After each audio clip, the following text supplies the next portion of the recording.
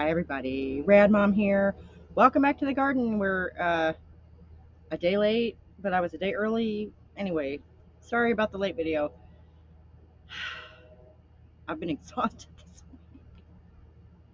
Personal stuff, not important.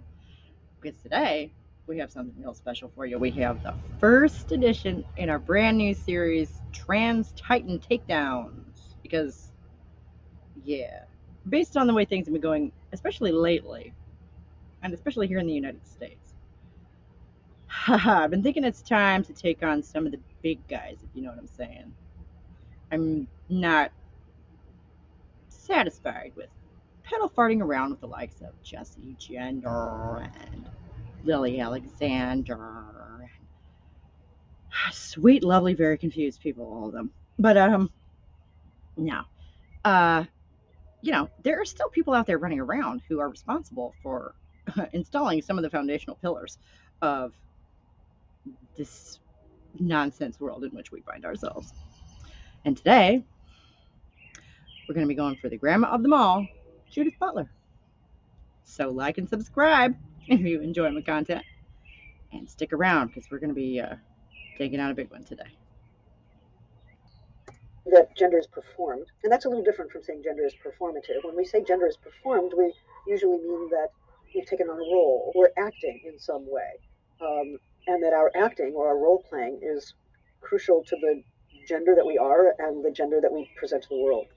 I mean, and I guess if you're role playing in that, this is the 19th century, or you're trying to adhere to some other rigid gender role that there's just no way, that there's no room, for your own sort of personality to shine through. I don't know what this says about her, that she thinks everybody is performing all the time. Real quick, she was born in 1956 in Cleveland, in my hometown. Actually, you know what? I meant to email this to myself, but it doesn't matter because I got to show it to you.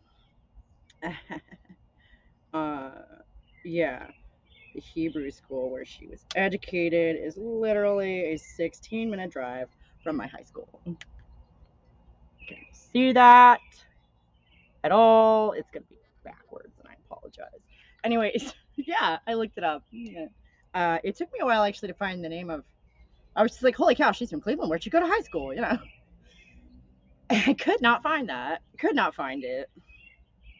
Because I guess she went to a private Hebrew school. Come to find out, a lot of people in Cleveland are Jewish, which to me personally is actually a point in one's favor, emotionally speaking. Anyway, I almost married into a Jewish family at one point. So she's probably from Shaker, which is 2 miles down the road from where I lived. It's great. It's great stuff. Or Beechwood, maybe. I don't know. One of those. Hoity-toity. Old money. But, since 93, she's been teaching at Berkeley. And, get this. Okay? Are you ready for this? Are you ready for this? Because, let's see. Beginning in 1998, she served as the Maxine Elliott Professor in the Department of Comparative Literature. Okay. I don't see her doing much of that. And the Program of Critical Theory. Yeah. They are also the Hannah Arendt Chair of the European Graduate School. Hannah Arendt. I'm like, that name sounds familiar. Hannah Arendt's works cover a broad range of topics, but she is best known for those dealing with the nature of power and evil, as well as politics, direct democracy, and authority and totalitarianism. This woman should be one of the people screaming from the rooftops about what's going on in our society right now. Judith Butler. Hannah Arendt is unfortunately no longer with us. In the popular mind, Hannah Arendt is best remembered for the controversy surrounding the trial of Adolf Eichmann. The Atzine. Love to see that algorithm learn Pig Latin. Her attempt to explain how ordinary people become actors in totalitarian systems, which was considered by some an apologia. And for the phrase, the banality of evil. That's Hannah Arendt. And this woman is the Hannah Arendt Chair at the University of California, Berkeley. And it could be more ironic. Yeah. But apparently she believes that our gender is not an integral part of our identity. Which, on the one hand, she published her book Gender Trouble in, I think, 1990. And she, in a lot of ways, has opened the door for the woo that we swim in now. Open the floodgates for that shit.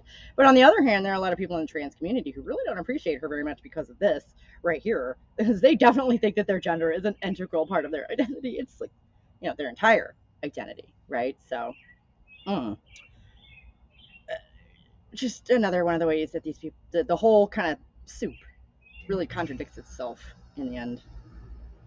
But it's more of an act which individuals put up with to cope with varying circumstances.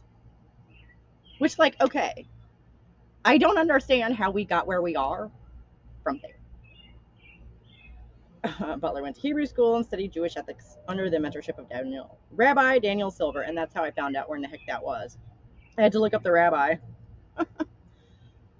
Yeah, Gender Trouble, 1990, launched into wide circulation the concept of the performativity of gender and allowed people to understand the differences between sex and gender. Wee! Don't we love her for that? Let's hear a little more from her before I ramble anymore. To say that gender is performative is a little different, because for something to be performative means that it produces a series of effects. We act and walk and speak and talk in ways that consolidate an impression of being a man or being a woman.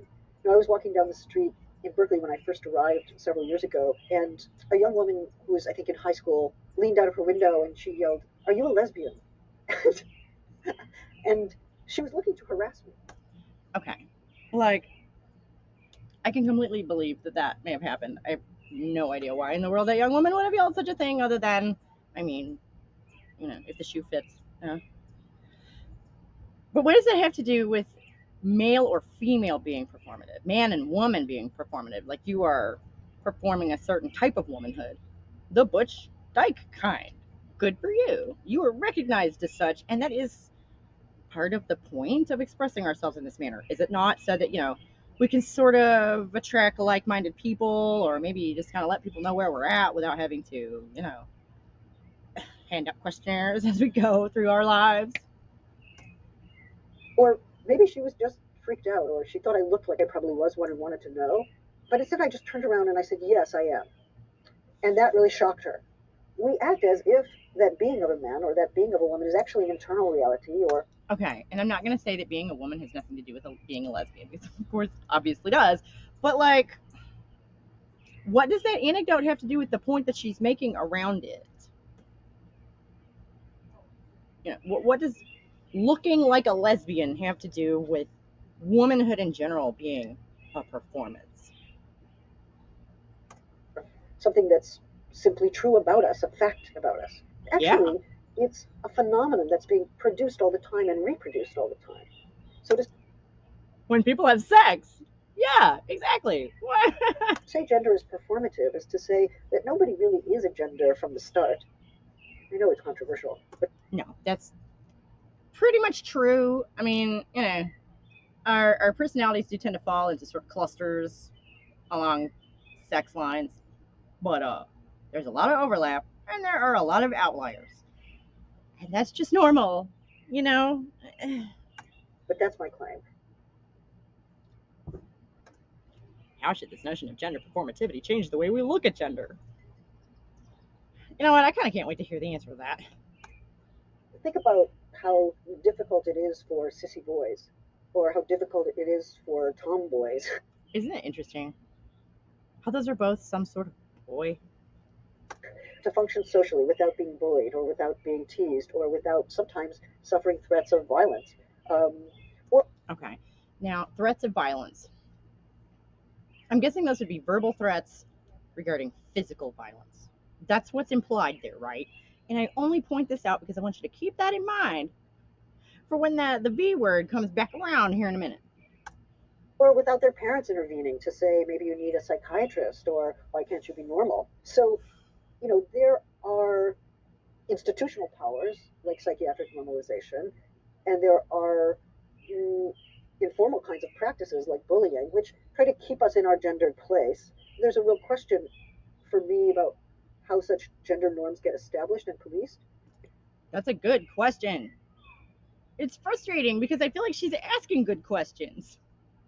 And I don't know, a lot of her conclusions are kind of specious. I mean, she goes by they these days, I guess. And yeah, she's the one who introduced this whole concept of like gender as separate from your sex, that you could decouple the two. Thanks, Judy. So, real quick.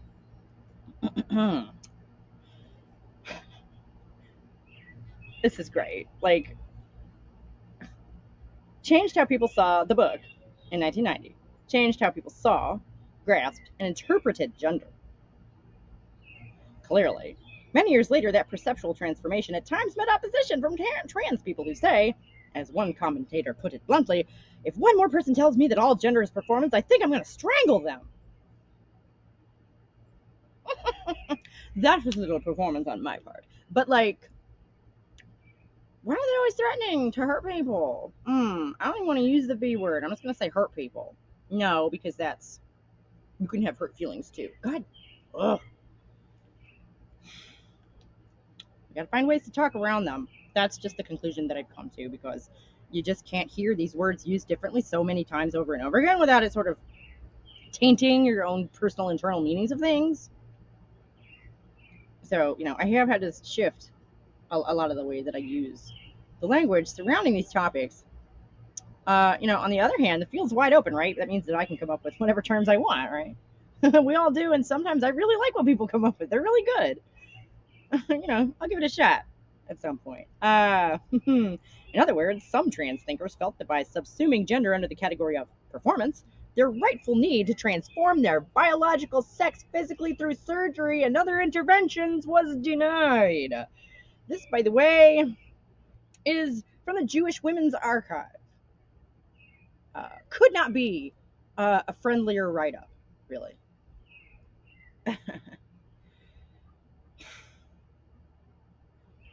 Yeah,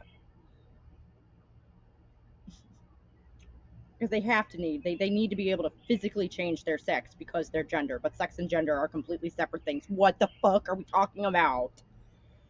Ugh. So the understanding of the performative nature of gender may have found cohabitation with the very real necessity many people feel to physically change genders, because Jack Halberstam, I don't know who that is, I'm sorry. I'll link the article down below.